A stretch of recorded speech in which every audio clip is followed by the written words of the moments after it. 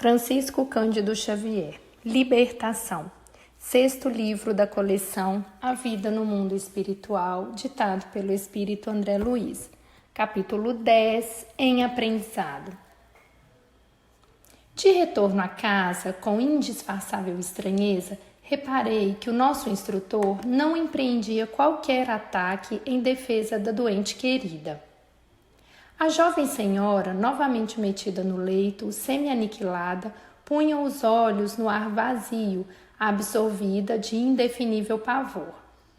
Um dos insensíveis magnetizadores presentes, à insinuação de Saldanha, começou a aplicar energias perturbadoras ao longo dos olhos, torturando as fibras de sustentação.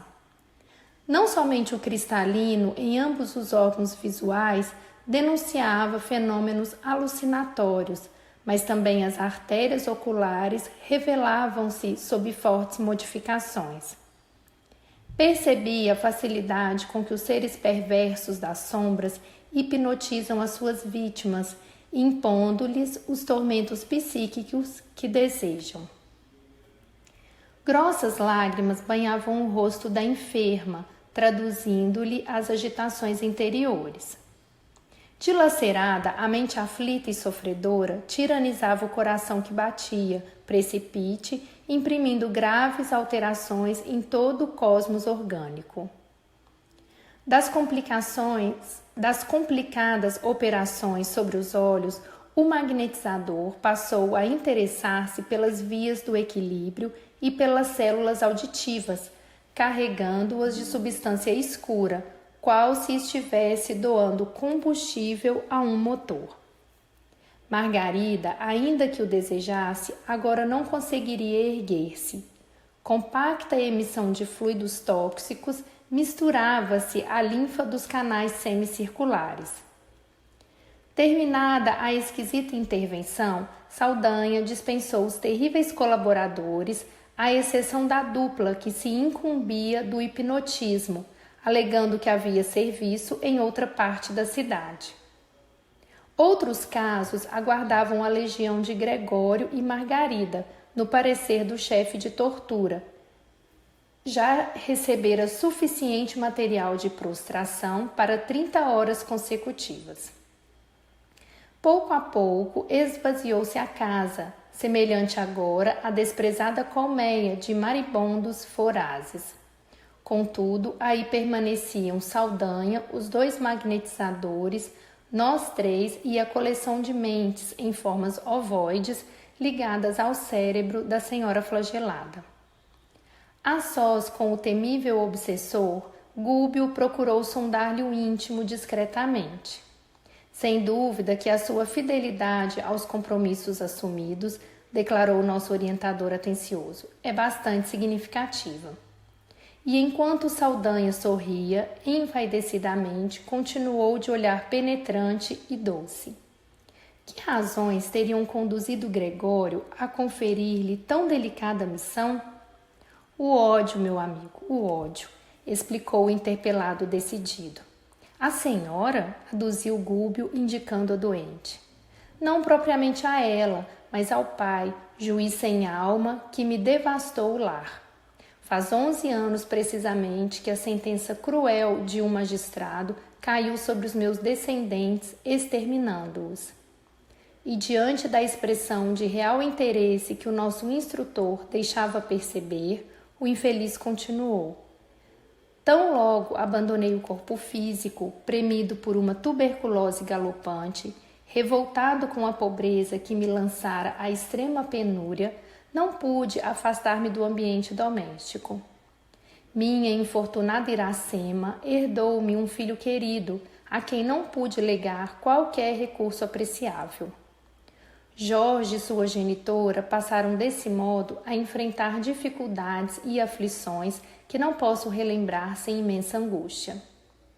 Operário em rude serviço braçal, meu filho não conseguia sustentar dignamente a casa, definhando-se-lhe a mãezinha em padecimentos continuados e sofridos em silêncio. Ainda assim, Jorge contraiu núpcias muito cedo com uma colega de trabalho, que a seu turno lhe deu uma filhinha atormentada e sofredora. A vida corria desesperadamente para o lar subalimentado e desprotegido, quando certo crime constituído de roubo e assassínio sobreveio na organização em que meu desventurado rapaz trabalhava, e toda a culpa, em face de circunstâncias inextricáveis, recaiu sobre ele. Acompanhei-lhe à prisão imerecida e, sem qualquer recurso para ampará-lo, segui os interrogatórios infernais a que foi submetido, como se fora homicida vulgar. Ora, eu que me anexara aos parentes desde um instante horrível para mim da transição corporal, jamais me senti disposto à submissão. A experiência humana não me proporcionou tempo a estudos religiosos ou filosóficos. Habituei-me muito cedo à rebelião contra aqueles que gozam os benefícios do mundo em detrimento dos desfavorecidos da sorte, e reconhecendo que o túmulo não me revelara qualquer milagroso domínio, preferi a continuidade da vida em meu escuro pardieiro, onde a convivência de Iracema, através de profundos laços magnéticos, de algum modo me reconfortava. Assisti, por isso, com indescritível terror aos detestáveis acontecimentos. Humilhado na minha condição de homem invisível para os encarnados, visitei chefias e repartições, autoridades e guardas, tentando encontrar alguém que me auxiliasse a salvar Jorge inocente. Identifiquei o verdadeiro criminoso que ainda agora desfruta posição social invejável e tudo fiz sem resultado por clarear o processo oprobioso. Meu filho sofreu todo o gênero de atrocidades morais e físicas, castigado por um delito que não cometeu. Desanimado por minha vez de algo recolher de útil junto aos carrascos policiais que chegaram a improvisar fantásticas confissões da vítima, procurei o juiz da causa na esperança de interferir beneficamente. O magistrado, porém, longe de aceitar minha inspiração, que o convidava à justiça e à piedade, preferiu ouvir pareceres de amigos influentes na política dominante, que vivamente se interessavam pela indébita condenação, na ânsia de exculpar o verdadeiro criminoso. Saldanha fez pequeno intervalo, acentuando a expressão de profundo rancor, e prosseguiu. Descrever-lhe o que foi minha dor é alguma coisa de impraticável à capacidade verbal. Jorge recebeu dolorosa pena quando seu corpo vacilava sob maus tratos, e Irene, minha nora, conturbada pela necessidade e pelo infortúnio, esqueceu as obrigações de mãe, suicidando-se para imantar-se ao espírito de meu pobre filho, já de si mesmo tão infeliz. Torturada pelos sucessos aflitivos, minha esposa desencarnou num catre de indigência, reunindo-se por sua vez ao angustiado casal. Minha neta, hoje menina e moça, mas ameaçada por incerto porvir, atende a serviço doméstico, aqui mesmo nesta casa, onde tresloucado irmão de Margarida procura arrastá-la sutilmente a grave desvio moral. O juiz, que aqui preside a assembleia familiar, recebendo-me em sonho as promessas de vingança, buscou colocá-la junto aos próprios parentes, empenhando em reparar de algum modo o seu crime. No entanto, apesar disso, meu desforço não se fará menos enérgico. Surpreendido, notei que o nosso orientador não ensaiava qualquer doutrinação. Pousando olhos cheios de simpatia no interlocutor, murmurou apenas: realmente, a sementeira de dor é das que mais nos afligem. Encorajado pelo tom amigo daquela frase, Saldanha prosseguiu.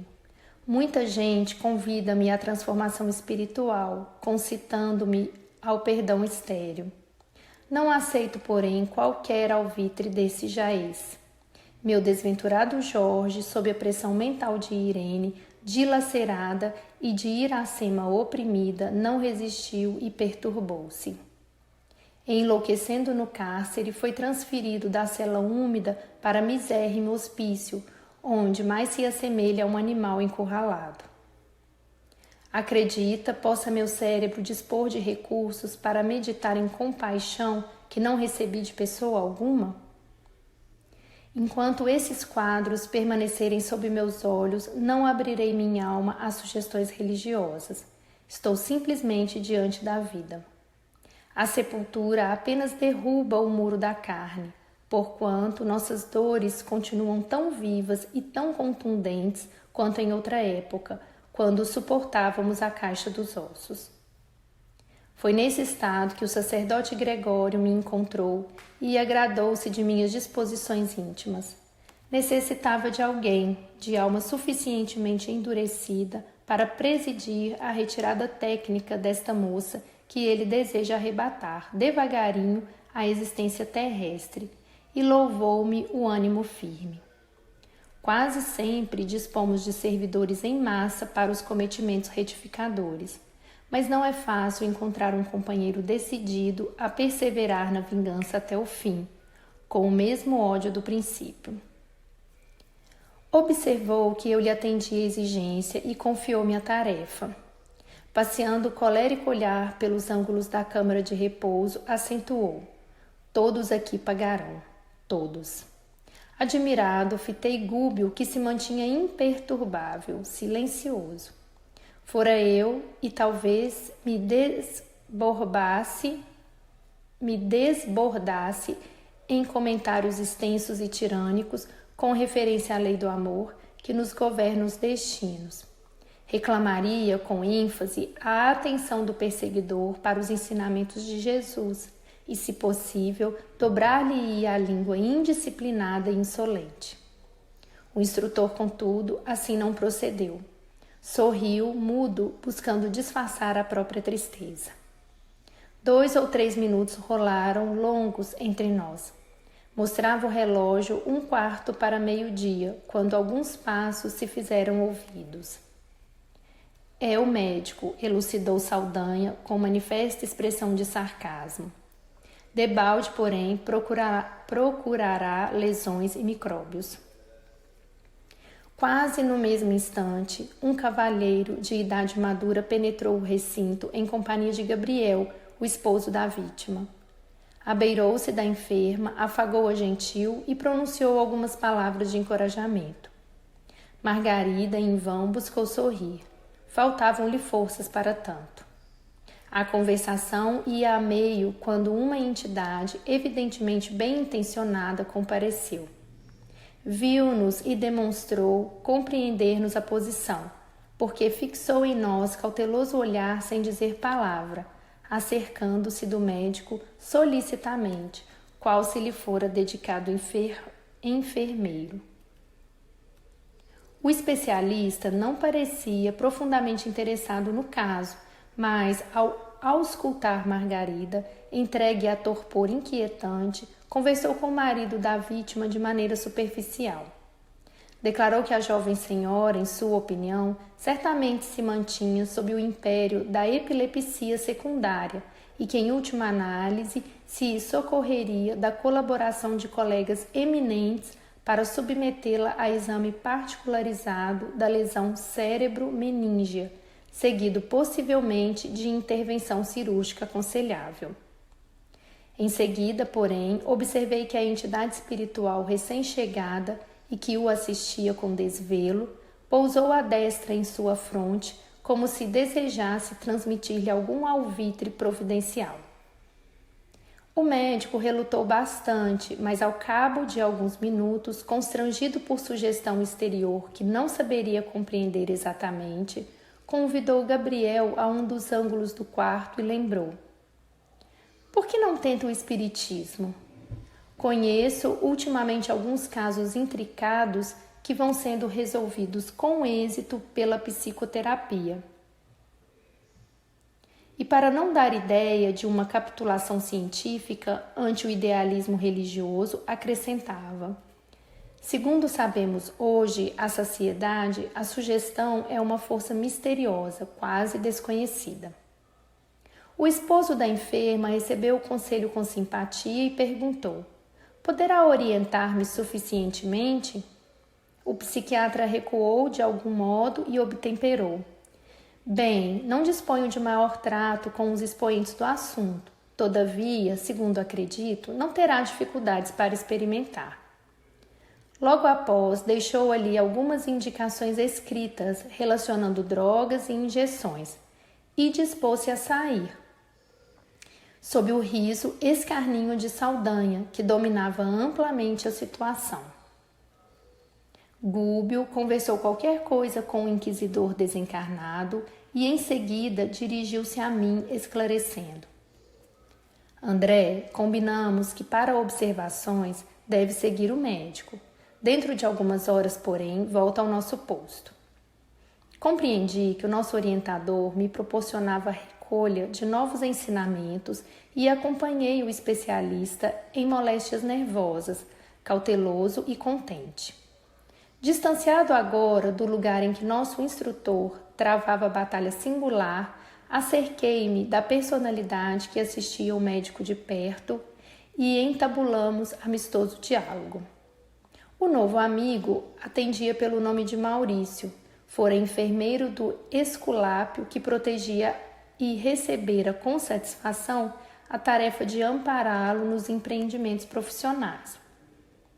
Todos os médicos, asseverou-me convicto, ainda mesmo quando materialistas de mente impermeável à fé religiosa, contam com amigos espirituais que os auxiliam.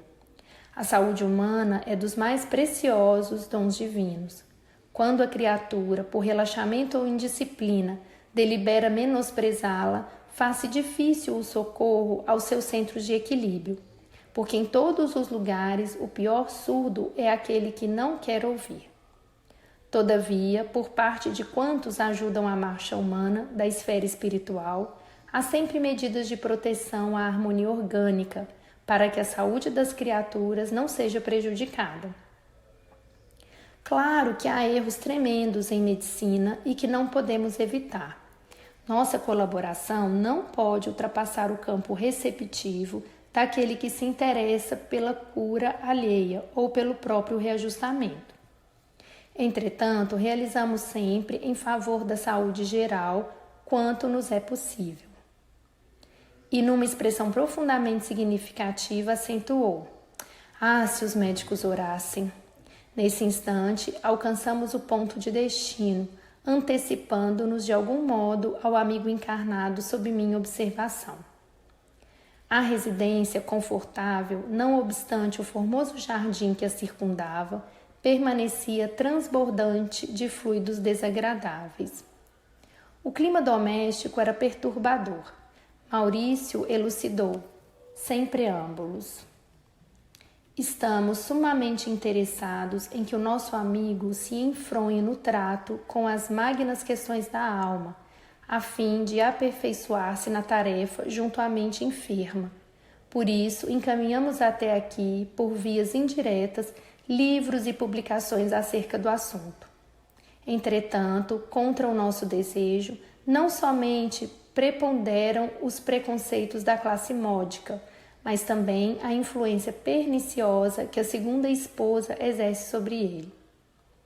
Homem inteligente, mas muitíssimo arraigado à remuneração dos sentidos, o nosso amigo não suportou a viuvez e desposou há 5 anos uma jovem que lhe exige pesado tributo à maturidade respeitável. Acontece também que a esse problema acresce questão muito grave.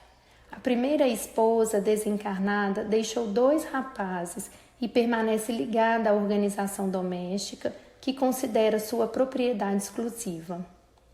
Por mais que o nosso trabalho se acentue, ainda não conseguimos retirá-la com proveito da casa, porque o pensamento dos filhos, em conflito com o pai e com a madrasta, lhe invoca a atuação de minuto a minuto. O duelo mental nessa casa é enorme. Ninguém cede, ninguém desculpa, e o combate espiritual permanente transforma o recinto numa arena de trevas.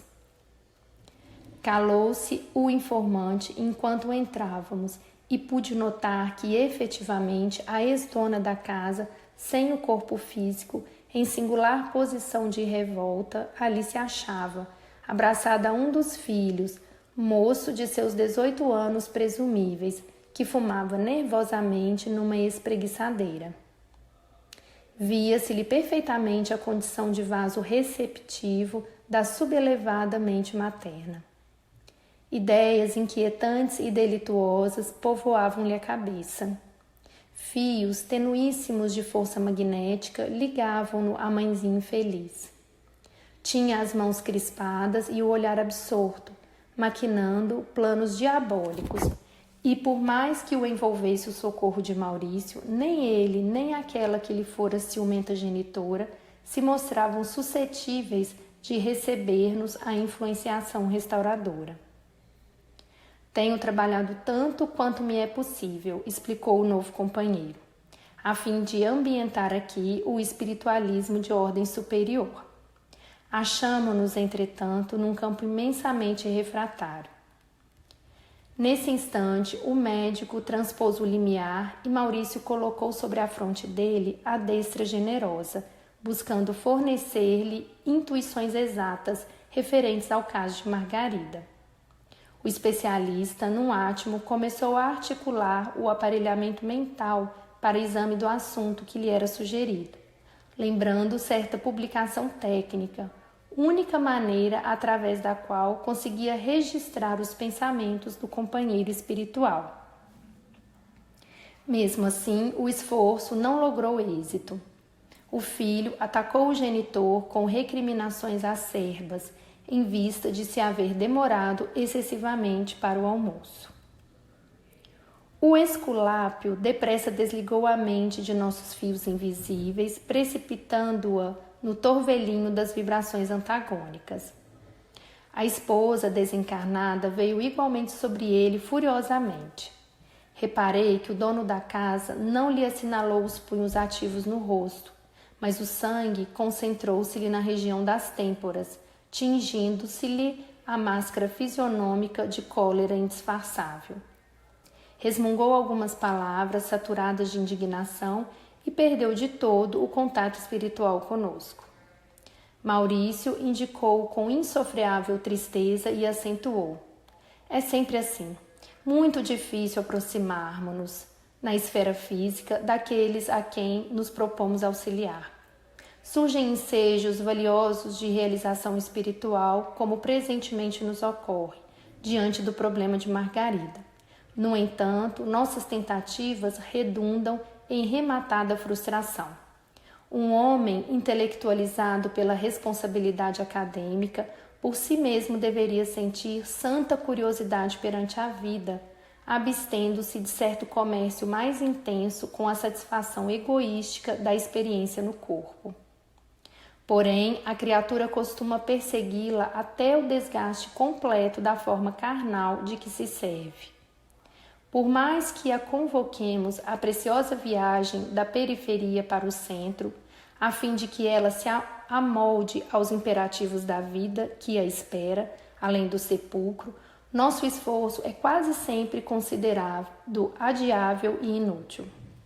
Sorriu enigmático e ajuntou: e observemos que nos achamos à frente de um homem chamado pelo campo social ao Ministério da Cura. Nesse íntere, a pequena família se reuniu ao redor da mesa posta e a segunda esposa do médico me impressionou pelo apuro da apresentação. A pintura do rosto, sem dúvida, era admirável.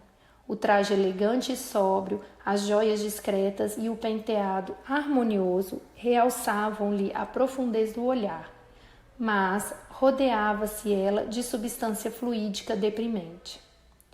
Halo Púmbleo denunciava-lhe a posição de inferioridade.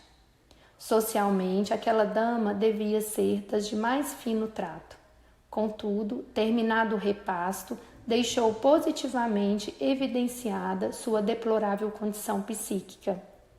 Depois de uma discussão menos feliz com o marido, a jovem mulher buscou o sono da sesta, num divã largo e macio. Intencionalmente, Maurício convidou-me a espreitar-lhe o repouso, e com enorme surpresa, aturdido mesmo, não lhe vi os mesmos traços fisionômicos na organização perispiritual que abandonava a estrutura carnal, entregue ao descanso. Alguma semelhança era de notar-se, mas afinal de contas a senhora tornara-se irreconhecível. Estampava no semblante os sinais das bruxas dos velhos contos infantis. A boca, os olhos, o nariz e os ouvidos revelavam algo de monstruoso. A própria esposa desencarnada, ali presente em clamorosa revolta, não se animou a enfrentá-la. Recuou, semi-espavorida, tentando ocultar-se junto do filho. Lembrei-me então do livro em que Oscar Wilde nos mostra a história do retrato de Dorian Gray, que adquiria horrenda expressão à medida que o dono se alterava intimamente na prática do mal e, endereçando a Maurício o olhar indagador, dele recebi sensata elucidação. Sim, meu amigo, disse tolerante, a imaginação de Wilde não fantasiou. O homem e a mulher, com seus pensamentos, atitudes, palavras e atos, criam no íntimo a verdadeira forma espiritual a que se acolhem. Cada crime, cada queda deixam aleijões e sulcos horrendos no campo da alma, tanto quanto cada ação generosa e cada pensamento superior acrescentam beleza e perfeição à forma perispíritica dentro da qual a individualidade real se manifesta. Mormente depois da morte do corpo denso. Há criaturas belas e admiráveis na carne e que no fundo são verdadeiros monstros mentais, do mesmo modo que há corpos torturados e detestados no mundo, escondendo espíritos angélicos de celestial formosura. E designando a infeliz que se ausentava de casa, semi-liberta do veículo material, acentuou. Esta irmã desventurada permanece sob o império de espíritos gozadores e animalizados, que por muito tempo a reterão em lastimáveis desequilíbrios. Acreditamos que ela, sem fé renovadora, sem ideais santificantes e sem conduta digna, não se precatará tão cedo dos perigos que corre, e somente se lembrará de chorar, aprender e transformar-se para o bem, quando se afastar em definitivo do vaso de carne, na condição de autêntica bruxa. O assunto era realmente fascinante e a lição era imensa. Entretanto, meu tempo disponível esgotara. 1 minuto exigia pronto regresso.